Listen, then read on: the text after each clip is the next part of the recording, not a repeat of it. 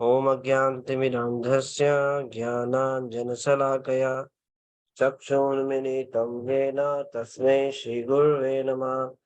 श्रीचैतन्यमनोभीष्टं स्थापितं येन भूतले स्वयं रूपः कदा मह्यं ददाति स्वपदान्तिकं।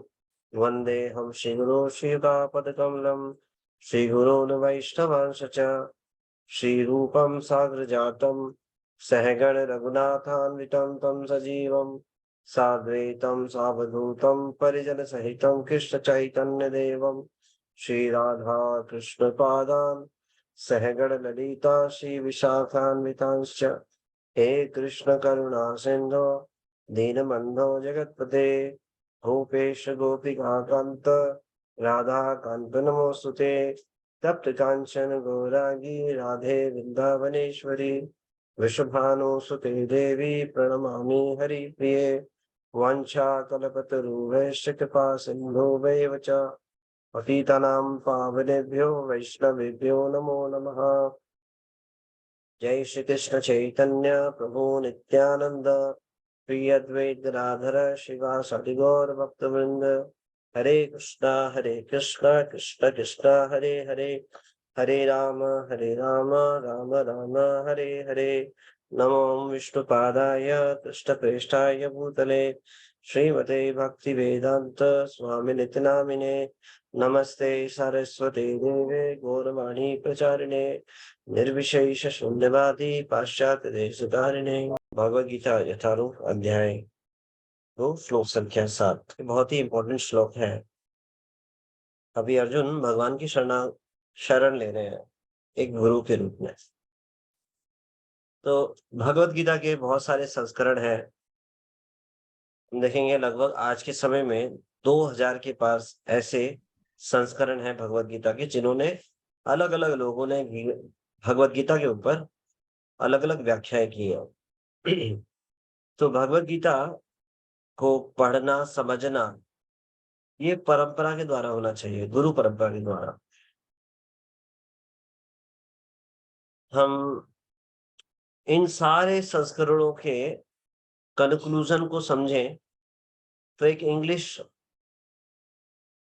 रीडर है, बहुत महान, मतलब उनकी मैं एग्जैक्टली नाम भूल रहा हूँ, मैं ग्रुप पे एक बार डाल दूंगा उनका नाम क्या है। वो बहुत स्कॉलर हैं और उन्होंने अलग अलग भगवत गीता के संस्करण को पढ़ा है। पढ़ने के बाद उन्होंने एक कंक्लूजन निकाला है, जो भगवत गीता यथारूप है, ये भगवान ने जो बात बोली है और जिस उद्देश्य से इसको बोला है, ये उसके सबसे ज्यादा नजदीक है। भगवत गीता यथारूप जो भगवान की जो भाव है, जो भगवान के वचन है, उनको एज इट इज प्रस्तुत करती है और उसके उद्देश्य को पूरा करती है। तो भगवत गीता के अलग अलग व्याख्याकारों ने अलग अलग उद्देश्य से, या अलग अलग, जैसे कुछ ने मैनेजमेंट के उद्देश्य से, किसी ने किसी उद्देश्य से, अलग अलग उद्देश्य से भगवत गीता को लिखा। लेकिन जो वास्तविक उद्देश्य है वो श्रील प्रभुपाद जी ने प्रकट किया। क्या है भगवत गीता का वास्तविक उद्देश्य? भगवत गीता का उद्देश्य भगवत गीता में ही लिखा है, उसी को श्रील प्रभुपाद जी ने प्रकट किया और सारे अपसिद्धांतों को खंडन करते हुए इस बात को प्रमाणित किया, शास्त्रों के उदाहरण देकर, शास्त्रों का क्रम देकर कि कौन से शास्त्र में कहा क्या बताया गया। इस प्रकार से श्रील प्रभुपाद जी ने प्रामाणिकता के साथ भगवान के वचनों को अपने अनुभव के साथ और पूर्ववर्ती आचार्यों की टिप्पणी के साथ इसको समझाया, जिससे हम भगवान का जो उद्देश्य है भगवत गीता को बताने का, उसके नजदीक पहुंच जाते हैं। ये श्रील प्रभुपाद जी की असीम कृपा है। तो कुछ लोग अलग अलग व्याख्या देते हैं, जो कृष्ण है वो भगवान नहीं है, वो तो गुरु है। देखिए यहाँ पर कृष्ण जो है, जो अर्जुन है वो कृष्ण की शरण ले रहे हैं और गुरु के रूप में ले रहे हैं। ये कोई कृष्ण नहीं है, ये कृष्ण के अंदर बोलने वाले कृष्ण है। वास्तव में तो जो कौन है, वो ब्रह्म है। इन सारे तथ्यों का प्रभुपाद जी खंडन करते हैं और बताते हैं। यहाँ पर भगवान भूमिका निभा रहे हैं किनकी? गुरु की। क्यों? क्योंकि कोई भी व्यक्ति अगर किसी जैसे मान लो, अगर जैसे गुरु की एक योग्यता है, गुरु हर एक व्यक्ति नहीं हो सकता। गुरु कौन है? गुरु कोई एक इंडिविजुअल व्यक्ति केवल उनका गुरु हो इस प्रकार से नहीं है। गुरु तत्व ऐसा है जो सबके द्वारा एक्सेप्ट किया जाए और जो सबको शरण देने योग्य हो, ऐसा व्यक्ति। इसका मतलब एक शुद्ध भक्त ही केवल गुरु हो सकता है, ऐसा नहीं। उपदेश अमृत ग्रंथ में गुरु की योग्यता बताई है। गुरु कैसा होना चाहिए? कोई बता सकते हैं उपदेश अमृत का पहला श्लोक? वाचो वेगम मनसा क्रोध वेगम। कुलशेखर गौर प्रभु जी, यस बताइए मुझे। वाचो वेगम मनसः क्रोध वेगम जिह्वा वेगम उदरपस्त वेगम एतान वेगान योगिसकेत धीरः सर्वामपि मां पृथ्वीं सशिष्यत। तो क्या होना चाहिए? सबसे पहले वाचो वेगम होना चाहिए। ऐसा गुरु जो कुछ भी बोले वो गुरु नहीं हो सकता। गुरु वो है जो केवल कृष्ण के बारे में बोले। इसका मतलब कृष्ण के बारे में बोलना मतलब ये नहीं केवल कृष्ण के बारे में चर्चा करे। इसका मतलब ये है कृष्ण से संबंधित चर्चा करे, केवल कृष्ण के प्रचार प्रसार के लिए, दूसरों का उद्धार करने के लिए, उनको भगवान से जोड़ने के लिए, भगवान का गुणगान करने के लिए। गुरु है कौन? जो कृष्ण तत्व को जानता है और कृष्ण तत्व की व्याख्या करता है, वो वास्तव में गुरु है। ऐसा नहीं कुछ भी बोलता है। वाचो वेगम, वाचो पे वचनों पे कोई कंट्रोल ही ना हो, कुछ भी बोले, ऐसा नहीं। गुरु वो है जो प्रमाणिक गुरु जिसकी अपनी वाणी पे कंट्रोल हो। कृष्ण के अतिरिक्त कुछ भी बोलना, ये सब वाचो वेगा भी है। भगवान की ये व्याख्या करना कि भगवान निराकार है, केवल वो निराकार है, ये भी वाचो वेगम ही कहा जाएगा। क्यों? शास्त्रों के अनुसार गुरु कौन है? जो कृष्ण तत्व को जानता है। केवा विप्र केवा न्यासी शूद्र के ने यदि कोई विप्र है, इससे नहीं पता चलेगा कि वो गुरु है, कितना पंडित है, कितना संस्कृत को जानता है, कितने श्लोकों को जानता है, नहीं। किवा विप्र किवा न्यासु, कोई सन्यासी है उसको गुरु मानना चाहिए। कोई सन्यास धारण करने से गुरु नहीं बन जाता। शूद्र के निर्णय, और चाहे शूद्र ही क्यों ना हो, लेकिन यदि वो कृष्ण के तत्व को जानता है, यही कृष्ण तत्ववेता सही गुरु है, उसको गुरु के रूप में स्वीकार करना। वाचो वेगम मनसा वेगम, मन में इतने सारे विचार उत्पन्न होते हैं। वो भगवान के शुद्ध भक्तों में केवल कृष्ण के अलावा कुछ उनके मन में कृष्ण के अतिरिक्त कुछ होता ही नहीं। तो इस प्रकार से प्रमाणिक गुरु की योग्यता बताई गई है उपदेशामृत श्लोक में। और बहुत सारी योग्यताएं हैं जो पर मुख्यतः ये योग्यताएं हैं, जिसके अंदर ये गुण नहीं है उसको गुरु नहीं माना जा सकता। तो कृष्ण भगवान है और भगवान के अंदर सारे गुण विद्यमान है। तो अर्जुन को अपनी प्रॉब्लम सॉल्व करने के लिए कहीं और जगह जाने की आवश्यकता नहीं है। अभी वो परेशानी में है, ऐसी सिचुएशन में है, उनको कुछ समझ नहीं आ रहा क्या करूं। कृष्ण के निकटतम भगवान जो है, अर्जुन के बहुत निकटतम है भगवान। क्यों? क्योंकि उनके सखा है, मित्र है, और भगवान तो है ही। जैसे व्यासदेव जी शुरू में ही बोलते हैं श्री भगवान उवाच। तो अर्जुन इस बात को जानते हैं कि मेरे अज्ञान को अन्य कोई दूर नहीं कर सकता। क्यों? इस बात से कैसे पता चलेगा कि अर्जुन भगवान को गुरु के रूप में स्वीकार कर रहे हैं? कोई व्यक्ति ये बोल रहा है कि वो तो भगवान नहीं है, वो केवल ब्रह्म है, जो जो कृष्ण है वो वास्तव में कृष्ण नहीं है। कृष्ण तो वो है जो कृष्ण के अंदर बोलते हैं, वो जो ब्रह्म स्वरूप है वो है। तो यहाँ पर इस बात का खंडन हो जाता है। अर्जुन भगवान को क्या क्या संबोधित करते हैं? आप इसको बता सकते हैं? अभी तक जो हमने चर्चा की, भगवान को कौन कौन से नामों से उच्चारण किया अर्जुन ने अभी तक? आपको किसी को याद है? बहुत सारे नाम लिए, अब आप उन नामों को बताइए। अब किन से बात कर रहे हैं और किन को गुरु के रूप में स्वीकार कर रहे हैं? इस बात का खंडन करते हैं जो ये लोग कहते हैं कि वो तो केवल एक गुरु के रूप में स्वीकार किया है, वो ब्रह्म है। कृष्ण से बात नहीं कर रहे। भावना भावना हरे कृष्णा, शर्मा। हरे कृष्णा यस प्रभु जी, दंडवत प्रणाम। यस ऋषिकेश, ऋषिकेश, मधुसूदन, आप सब नोट कर लीजिए सभी भक्त। ऋषिकेश, मधुसूदन और जनार्दन, जनार्दन, वेरी गुड। रीमा चौधरी माता जी। अर्जुन केशव, केशव, ठीक माधवा है, वेरी नाइस। मंजू ठाकुर माता जी। यस माता जी, बताइए। प्रभु जी अच्युत, अच्युत, वेरी नाइस, बहुत बढ़िया। मैं पहले शक्तिमती माता जी से पूछता हूँ। यस माता जी। हरे कृष्णा प्रभु जी, दंडवत प्रणाम। हरे कृष्णा। प्रभु जी एक जगह बोल रहा है हे कृष्ण। हे प्रजापालक कृष्ण। ओके, ठीक है, वो जनार्दन को ही बोला है प्रजापालक। ठीक है, धन्यवाद। रीमा चौधरी माता जी। हरे कृष्णा प्रभु जी। एक मिनट, रीमा चौधरी माता जी बोल रहे थे, फिर उनके बाद मैं पूछूंगा। हरे कृष्णा। यस माता जी। वृष्णवंशी, हे वृष्णवंशी कृष्णवंशी, वेरी नाइस, बहुत बढ़िया। Thank you. रुचि शर्मा माता जी ने भी बोला था, आई थिंक रितिका माता जी बोल रहे थे, उनकी आवाज सुनाई दे रही थी। हरे कृष्णा प्रभु जी, दंडवत हरे कृष्णा। प्रणाम। यस माता जी। प्रभु जी गिरिधर। गिरधर तो नहीं बोला, वैसे भगवान का नाम है, ठीक है, लेकिन अभी तक जो हमने पढ़ा उसमें अर्जुन ने ये नाम नहीं बोला। ठीक है, ठीक है, धन्यवाद। अच्युत हो गया, विपिन पांडे प्रभु ने बोला, अच्युत बोल दिया डिवोटीज ने। और कोई है इसके अतिरिक्त जो बोला हो? प्रणाम। हरे कृष्णा। प्रणाम प्रभु जी। यस प्रभु जी। ये शत्रुहंता प्रभु जी।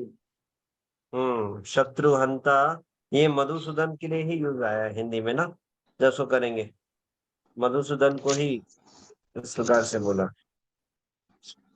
ठीक है, एक नाम रह गया, गोविंद।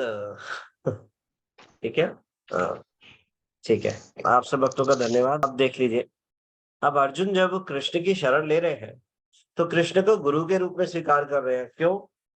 अभी उनको कुछ समझ नहीं आ रहा, ऐसा क्यों कर रहे हैं? ये श्रील प्रभुपाद जी ने तात्पर्य में समझाया। अर्जुन ये जानते हैं जो कृष्ण है वो परम भगवान है। क्यों? जिन शब्दों का उच्चारण किया उनका अर्थ समझ लीजिए। अर्जुन ने कहा हे अच्युत। अच्युत का अर्थ क्या है, कोई बता सकते हैं? एक मिनट, हैंड रेज करेंगे, मैं अनम्यूट कर रहा हूं। अच्युत का अर्थ क्या है? What is the meaning of Achyuta? Please raise your heads. पहले राजेंद्र प्रताप प्रभु। यस। हरे कृष्णा प्रभु जी, दंडवत प्रणाम। हरे कृष्णा प्रभु जी। कभी नहीं चूकने वाले। कभी नहीं चूकने वाला। चलो, वैसे अगर सार में समझे तो अर्थ तो ठीक है, लेकिन एग्जैक्टली अर्थ जो है, अर्थ एक बार आगे चलते हैं। माला रस्तों की माता जी। यस, बताइए मैम। हरे कृष्ण प्रभु जी, दंडवत प्रणाम। माता जी। प्रभु जी जो अपने पद से यानी अपने स्तर से नीचे ना आए। वेरी गुड, अपने स्तर से नीचे ना आए। ठीक है, एक दो मीनिंग और ले लेते हैं। मंजू ठाकुर माता जी। प्रभु जी इसमें जो वही जो माता जी ने कहा कि अपने जो पोजीशन है उससे कभी वो नीचे नहीं आते, वो अच्युत होते हैं। ठीक है, चलिए, ठीक है। इसके अतिरिक्त कोई अलग कुछ बोलना चाहते हैं तो अनम्यूट करके बोल दीजिए। हरे कृष्ण प्रभु जी, दंडवत प्रणाम। प्रणाम माता जी। यस माता जी। प्रभु जी जो कभी पतित ना हो। ठीक है, वेरी गुड, ये भी अच्छा अर्थ है। ठीक है, हरे कृष्णा प्रभु जी, दंडवत प्रणाम। प्रणाम माता जी। यस। प्रभु जी अनंत, अच्युत अनंत। नहीं, हम अच्युत का अर्थ जानने की हरे कोशिश कृष्ण कर प्रभु जी, रहे हैं। प्रणाम प्रभु जी। हरे यस कृष्ण माता जी, बताइए प्रभु माता जी। जी। पूर्ण होता है शायद, पूर्ण। पूर्ण तो नहीं, अच्युत का मतलब जो बताया भक्तों ने उसके अतिरिक्त कुछ बताए, तो अर्थ तो वही है जो भक्तों ने बताया। ठीक है, नो प्रॉब्लम। ठीक है, थैंक यू। हरे कृष्ण प्रभु अच्युत जी, का अर्थ है, यस माता जी। जो अपने पद से कभी नहीं गिरते। वेरी गुड, भगवान। ठीक है, हरे ठीक है, कृष्ण प्रभु। धन्यवाद। तो अच्युत मतलब जो अपने स्थान से, अपने पद से कभी नीचे नहीं करते, दैट इज अच्युत। तो अच्युत किसी जीवात्मा के लिए उपयोग नहीं किया जा सकता। जैसे भगवान च्युत अच्युत जीव के बारे में बताते हैं तो भगवान वहां पे वर्णन करते हैं, जो इस भौतिक संसार में जीव है वो च्युत है, अपने स्थान से गिर गया है। जो आध्यात्मिक संसार में जीव है वो अच्युत है। लेकिन जो अच्युत शब्द है वो भगवान के लिए उपयोग होता है, क्योंकि जब भगवान इस संसार में आते हैं तो भी च्युत नहीं होते। जब इस संसार जीव में आता है तो वो च्युत हो जाता है। लेकिन भगवान जब इस संसार में आते हैं तो अच्युत बने रहते हैं, अपने पद से, स्थान से कभी नहीं गिरते, चाहे कोई भी कार्य करे। अब भगवान सारथी बन गए तो सारथी बनने के बाद में कोई किसी को शंका ना हो, कोई कंफ्यूज ना हो जाए तो अर्जुन कह रहे हैं हे अच्युत, आप ही परम भगवान है, लेकिन आप इतने दयालु इतने कृपालु हो, मेरे सारथी का रूप धारण, मेरे सारथी बन गए। तो भगवान अपने भक्तों के लिए कुछ भी बन जाते हैं। सारथी बन गए तो क्या भगवान गुरु नहीं बनेंगे? तो अर्जुन के लिए आवश्यकता पड़ रही है तो गुरु भी बन गए। अर्जुन के लिए आवश्यकता बनी तो भगवान चालू भी बन गए। भगवान ने कितनी चाल चली महाभारत के युद्ध में। क्या पांडवों का जीतना आसान था? बहुत ही मुश्किल था। एक तो इतने महान योद्धा भीष्मदेव जैसे योद्धा जो अकेले ही पूरे युद्ध को जिता सकते हैं। और इतना षड्यंत्र कोई जीत सकता था? भगवान ने क्या क्या नहीं किया अपने भक्तों के लिए। चाल भी चली, भगवान ने अपनी प्रतिज्ञा भी तोड़ी, और जो भक्तों को चाहिए भगवान वो बन जाते हैं। ऐसे है ठाकुर जी, है भगवान। ये भगवान का विशेष गुण है। ये गुण अन्य में नहीं पाया जाएगा, कृष्ण में पाया जाएगा। अपने भक्तों के लिए छल भी करेंगे, जो आवश्यकता पड़ेगी करेंगे। तो यहाँ पर जब अर्जुन भगवान की शरण ले रहे हैं गुरु के रूप में, तो भगवान वही है, पूर्ण पुरुषोत्तम भगवान कृष्ण। कोई ये नहीं उनके अंदर से कोई ब्रह्म बोल रहा है। ठीक है, तो ये अच्युत, अच्युत मतलब भगवान थे, भगवान है और सदैव भगवान बने रहेंगे। अभी गुरु के रूप में तो है, लेकिन है कौन? ठाकुर जी, सबके ठाकुर है, सबके स्वामी। ठीक है। और दूसरा गोविंद, गो का मतलब होता है इंद्रियां, या गो का मतलब होता है गाय। तो गाय और इंद्रियों को आनंद देने वाले हैं गोविंद। आप बताइए कौन ऐसा व्यक्ति है, कौन ऐसा गुरु है जिसके लिए मतलब जो कोई ऐसा है इस संसार में जो सबकी इंद्रियों को आनंद दे सके? केवल कृष्ण है। कृष्ण सामने उपस्थित हो या ना हो तब भी वो आनंद देंगे। भगवान के बारे में चर्चा करेंगे, भगवान के रूप को निहारेंगे, भगवान का गुणगान करेंगे। किसी भी प्रकार से किसी इंद्रियों से कोई भी कार्य कर लीजिए, एक ही जो है व्यक्ति सारी इंद्रियों को संतुष्ट करते हैं, सारे रिलेशनशिप में सबको संतुष्ट करते हैं। मान लो एक अच्छा पति हो तो जरूरी नहीं अच्छा पुत्र हो, अच्छा समाज के लिए व्यक्ति हो, जरूरी नहीं है सर्वगुण संपन्न हो। किसी एक रिलेशनशिप में अच्छा हो सकता है तो दूसरे रिलेशनशिप में अच्छा नहीं होगा। लेकिन भगवान के साथ कोई किसी संबंध में भी रिलेशनशिप को जोड़े, उन सबको आनंद देने वाले हैं। गायों को आनंद देने वाले हैं, सारे जीव जंतुओं को आनंद देने वाले हैं। जब कोई हरे कृष्ण महामंत्र बोलता है, हरे कृष्णा कृष्णा कृष्णा हरे हरे, हरे राम राम राम हरे हरे, सारे जीव मात्र प्राणियों को आनंद मिल जाता है। तो जो भगवान है वो कृष्ण अर्जुन के गुरु का रोल निभा रहे हैं, वो पोजीशन ले रहे हैं। क्यों गुरु के रूप में स्वीकार यहाँ शरण ले रहे हैं अर्जुन? श्रील प्रभुपाद जी बता रहे हैं कि गुरु और जो शिष्य का रिलेशनशिप है ये गंभीर रिलेशनशिप है। ये साधारण रिलेशनशिप नहीं है। हो सकता है सखा के रूप में ले तो सखा के रूप में कुछ बोले तो समझ में ना आए। गुरु का जो रिलेशनशिप है, शिष्य का रिलेशनशिप, ये गंभीर रिलेशनशिप है। ये कोई हंसते खेलते कूदते वाला रिलेशन नहीं है। ये रिलेशनशिप है गुरु के साथ बहुत ही गंभीरता का रिलेशनशिप। कैसा होना चाहिए? गुरु को सदैव ऊंचे स्थान पे होना चाहिए, शिष्य को हमेशा निम्न स्थान पे बैठना चाहिए। मान लो कहीं व्यासासन की व्यवस्था भी नहीं है तो एटलीस्ट उनके बैठने के लिए कुछ चादर हो या फिर कुछ ना कुछ हो, एक पत्ता ही क्यों ना हो बैठने के लिए। उनका आसन हमेशा सदैव ऊंचा होना चाहिए और शिष्य को बैठना चाहिए चरणों में। और यही स्थिति है। भगवान ने सारथी बनना स्वीकार किया, लेकिन अर्जुन भगवान के जब सारथी और जो अगर क्षत्रिय योद्धा के रूप में देखें तो क्षत्रिय जो है खड़ा हुआ है, सारथी बैठ करके उनके आदेशों का पालन कर रहे हैं। लेकिन अर्जुन ने यहाँ पर भगवान की शरण ली है एक शिष्य के रूप में। तो देखिए कितना सुंदर रिलेशनशिप है। बिल्कुल कृपणता के साथ बोल रहे हैं, कार्पण्य दोषो, मैं बिल्कुल कृपण हूँ, मूर्ख हूँ, अज्ञानी हूँ, बड़ी निम्न भाव से भगवान की हाथ जोड़ करके शरण ले रहे हैं, भगवान का दासत्व स्वीकार कर रहे हैं। तो कोई भी गुरु शिष्य का रिलेशनशिप एस्टैब्लिश नहीं हो सकता जब कोई समान भाव से उनको अप्रोच करे। आज के समय में देख लीजिए, सब जो है केवल इस प्रकार से बिना एटिकेट को पालन करे हुए सब शिष्य बनने का प्रयास करें। ये कोई शिष्य बनना नहीं है। शिष्य के गुण बताए हैं श्रीमद् भागवतम के 11वें सद्य के 10वें अध्याय के 6ठे श्लोक में। अमाने मत्सरो दक्षो निर्ममो दृढ़ो हदा अत्सवो अर्थ जिज्ञासु अनुसूयामो गवाक। अमानी कैसा होना चाहिए? मिथ्या अहंकार से रहित। जो भी पद पोजीशन है उन सबको भूल करके सारी झूठी प्रतिष्ठा से मुक्त होना चाहिए। गुरु के सामने एक मूर्ख के समान अपने आप को प्रस्तुत करना चाहिए। सारे ज्ञान को भूल करके जो भी कुछ है, जो भी ऐश्वर्य, शक्ति, रूप, धन, जो भी कुछ है, वो सबको भूल करके जो है शरण लेनी चाहिए। अमत्सरा अपने को कर्ता ना मानते हुए, अपने आप को मूर्ख मानेंगे तभी ये भाव पैदा हो सकता है। दक्ष आलस्य रहित, गुरु कोई आदेश दे उसको जो आलसी है वो क्या बताएगा?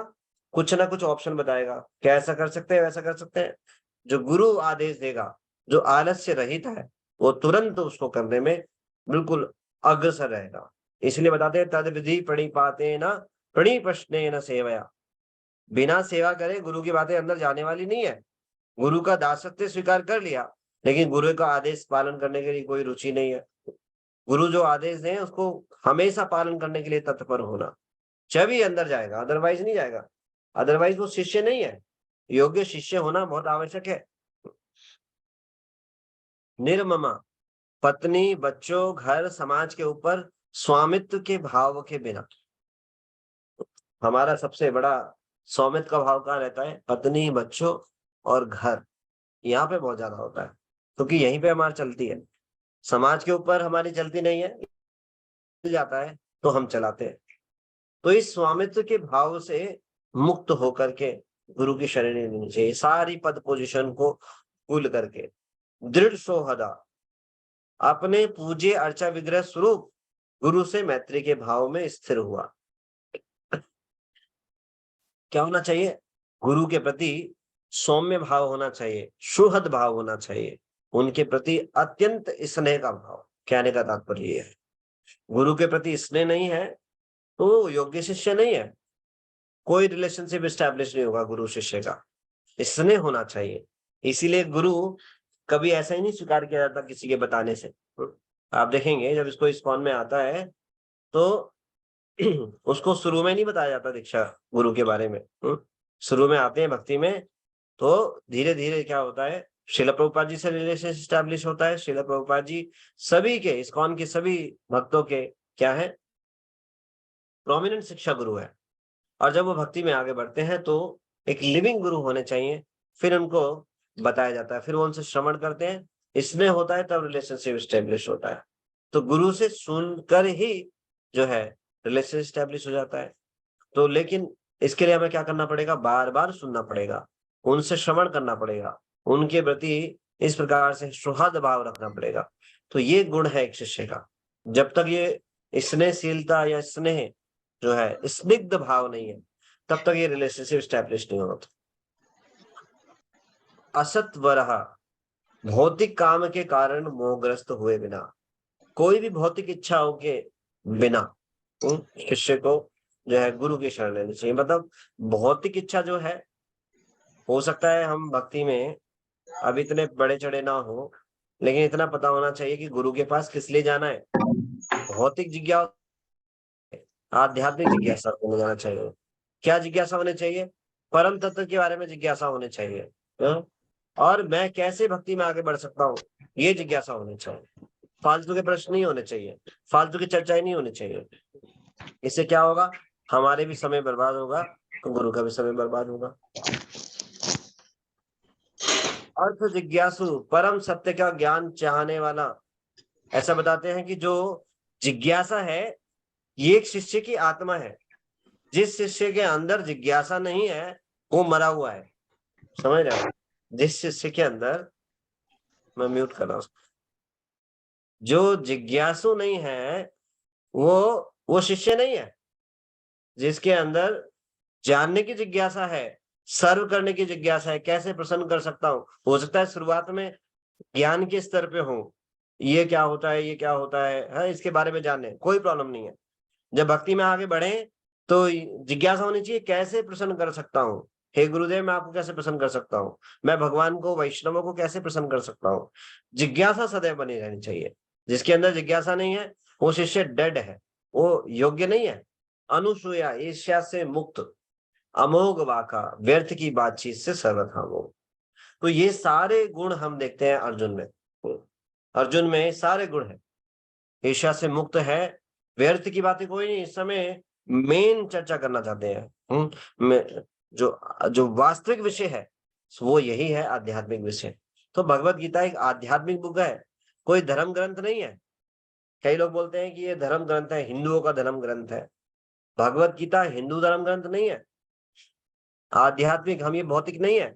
तो भगवत गीता में एक भी शब्द नहीं ईसाई। भगवत गीता आध्यात्मिक विषय के बारे में बात करती है। हम ये भौतिक नहीं है, हम शरीर नहीं है, हम आत्मा है। तो जो भगवत गीता है वो सनातन धर्म की बात करती है। तो ये कोई धर्म ग्रंथ नहीं, ये आध्यात्मिक ग्रंथ है। सभी का, सब जीवों का ग्रंथ है, ये सबके लिए है। तो अर्जुन एक प्रमाणिक शिष्य है, उनमें सारे गुण पाए जाते हैं। इतने जिज्ञासु हैं जानने के लिए, बताइए मेरे लिए क्या उचित है। सारे आकर्षण से मुक्त हैं, उनके राज्य जीतने की, सुखभोग करने की उनकी इच्छा क्या है, वो जिज्ञासा, वो जानना चाहते हैं ये है क्या। सबको वो जानना चाहते हैं कि मैं ऐसी हूँ, क्या कारण है। तो आज हम इतनी चर्चा करेंगे, कल आगे चर्चा करेंगे, समय हो गया है यहाँ पे। आज की चर्चा से कोई प्रश्न है तो पूछिएगा, तो हम चर्चा को कल आगे बढ़ाएंगे। आप सब भक्तों का धन्यवाद, इस चर्चा को आगे बढ़ाएंगे कल। Thank you so much. Shrimad Bhagavad Gita की जय। गुरु श्रील प्रभुपाद।